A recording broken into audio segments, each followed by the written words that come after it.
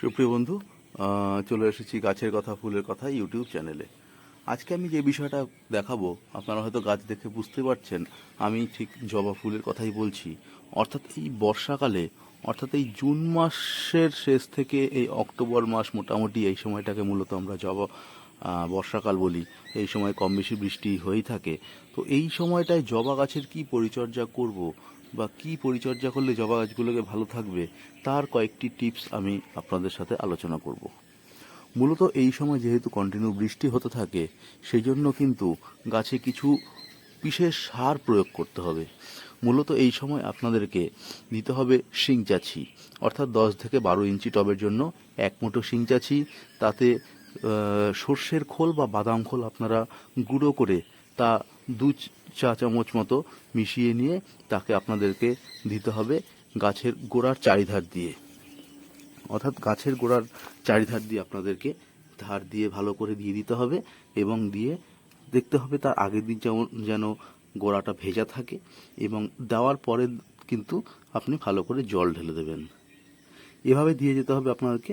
প্রত্যেক মাসে এই খাবারটি অবশ্যই দিয়ে যেতে হবে। এটা হলো 1 নম্বর। 2 নম্বর বলবো, এই সময় কিন্তু আপনাদেরকে গাছে কিছু কাটাই ছাঁটাইয়ের বা কিছু প্রুনিং করতে হবে। অর্থাৎ যে ডালগুলো দেখবেন আপনারা কিন্তু ফুল থাকছে না, যেখানে ফুল শেষ হয়ে গেছে, সেই সমস্ত ডালগুলো কিন্তু ডগাগুলো আপনাদেরকে সুন্দর করে ছেঁটে দিতে হবে। তাহলে দেখবেন কিন্তু আপনার গাছটি বেশ সুন্দর ঝাড় বা বুশ হয়ে যাবে। নেক্সট বলবো, এই সময় কিন্তু আপনাদেরকে আরেকটি বিশেষ বিষয় খেয়াল রাখতে হবে, যেটা এই সময় কিন্তু গাছে কিছু পোকামাকড়, বা যেহেতু বর্ষাকাল সেই জন্য গাছের পাতায় দেখবেন পোকামাকড় বা মিলিবাগের আক্রমণ হয়। সেই জন্য আপনাদেরকে বাজার চলতি বিভিন্ন রকম যে কীটনাশক রয়েছে বা নিমতল আছে, বা বাজারে যে মিলিবাগের জন্য যে ধরনের ওষুধগুলো রয়েছে, সেগুলো কিন্তু আপনাদেরকে 7 দিন অন্তর অন্তর পরন্তু বিকালে স্প্রে করে যেতে হবে। এবার বলবো, নেক্সট টিপস হচ্ছে, আপনারা দেখবেন অনেক সময় গাছের দেখবেন পাতাগুলো শিরা শিরা একটু হলদে হলদে হয়ে যায়। অর্থাৎ পাতা যখন হলদে হয়ে যাচ্ছে, তখন কিন্তু ভয় পাওয়ার কোনো কারণ নেই। দেখবেন কন্টিনিউ বৃষ্টি হচ্ছে বলে অনেক সময় গাছের পাতায় হলদে ভাব আসে। সেই জন্য আপনারা বাজার থেকে ম্যাগনেসিয়াম সালফেট সামান্য পরিমাণে এনে আপনারা কিন্তু 1 লিটার জলে 1 গ্রাম মতো নিয়ে সুন্দর করে স্প্রে করে দেবেন 3 দিন পর পর। অর্থাৎ 7 দিন গ্যাপে 3 বার। অর্থাৎ প্রথম 7 দিন প্রথমে দিলেন, তারপরে 7 দিন, তারপরে আবার 7 দিন, এই 3 দিন অন্তর আপনাকে সুন্দর করে স্প্রে করে দিতে হবে। তাহলে দেখবেন হলদে ভাব কেটে যাচ্ছে। অনেক ক্ষেত্রে কিছু কিছু জবা গাছে দেখা যায় যে জল বেশি লাগলে কিন্তু গাছের গোড়ায় ফাঙ্গাসের আক্রমণ হয়। সেই জন্য সেই সমস্ত জবা গাছগুলোকে প্রয়োজনে আপনারা সেমি শেডে রাখতে পারেন, অথবা কিছুটা পরিমাণে জলের থেকে বাঁচিয়ে রাখতে পারেন।